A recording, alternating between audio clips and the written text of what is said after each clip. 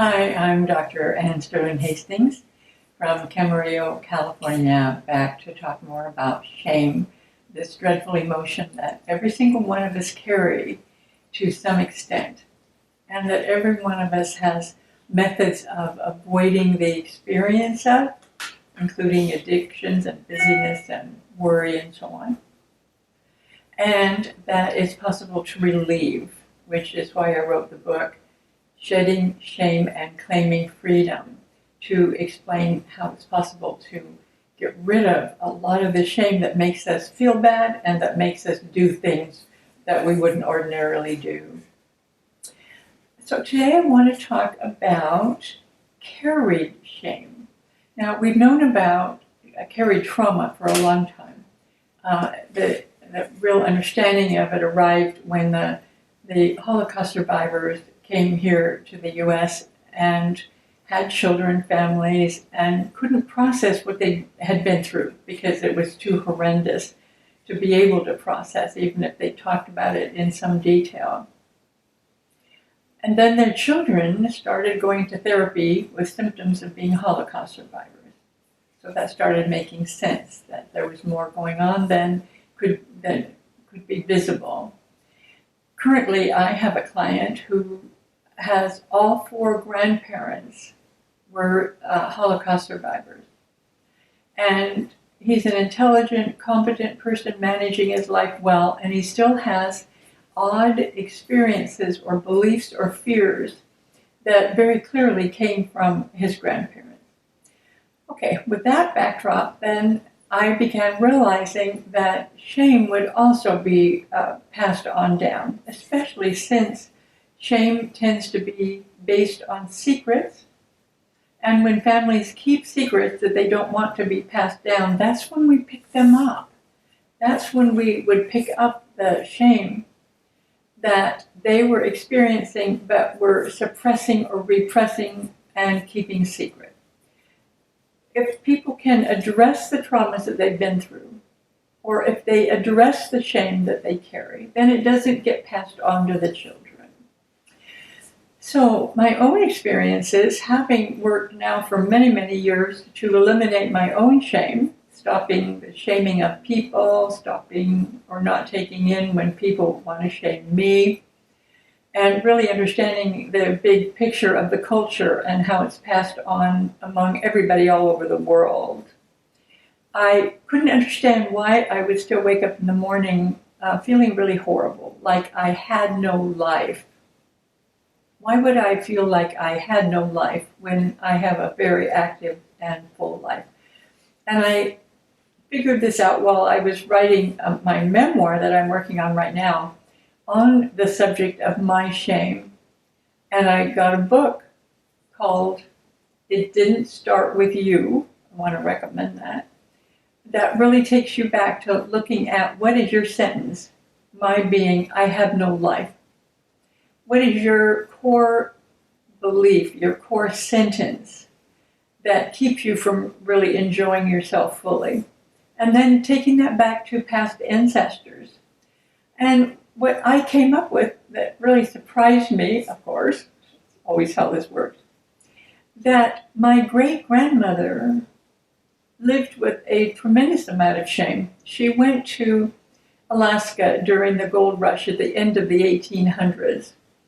And married a man just because she didn't want to be a single woman going up there. Basically worked for him in a photography studio, but he was never around, and was all over the place photographing every area in Alaska and Canada where gold had been found, and is actually the most famous photographer. His name is Eric Hegg, H-E-G-G, and his photographs are at the University of Washington. You could Google him. She's only mentioned in his bio as they're divorcing in 2002, having a bitter divorce. Now, what went along with this was my grandmother, who would have been about 12 or 13 when my great-grandmother, her mother, went to Alaska and left her for several years at a boarding school in Portland, Oregon. So my grandmother was basically abandoned from the time she was about 13 until the time she was 17 when her mother got the divorce. Look what that did to her. She was left with huge abandonment, and we don't really know clearly what was going on before that. It was said that her mother had gotten divorced. She might have even been an unwed mother. We don't know. But a divorced mother in the late 1800s was, of course, something really unacceptable and highly shamed. So my grandmother grew up with a load of shame. And that was then passed on to my mother, who never talked much about anything, and then on to me. And so I started writing about that history, about my grandmother, and I looked up all kinds of information about the gold rush. And I learned all about the pictures taken by her very brief marriage by her husband, and all of the photography studios that he set up in all of these towns, even 2 in Skagway, where she was in charge of one of them. Because I need to immerse myself in the life of this woman whose shame got passed on down to me. And even though it's just been a few days, I'm already aware of the difference. That waking up in the morning feels much more normal, happy, have a life. I have a life. And that is because I have been allowed now to pull out of myself by knowing the secret, pulling out of myself her shame, my grandmother's shame, my mother's shame, where they felt like they had no life. So there's a lot more to the story that will show up in my memoir, but this is really adequate for now, just to make the point that the bad feelings that you have are in part might be caused by what's going on right now, maybe not. And they are caused by any traumas, deprivations, abuses, neglect that happened in your childhood. We take our little very young minds and we make up all kinds of things that make us think that is worthy for us to have shame. But if those all feel like they're clear to you, you might go check back. Try that book. Again, It Didn't Start With You is the name of it.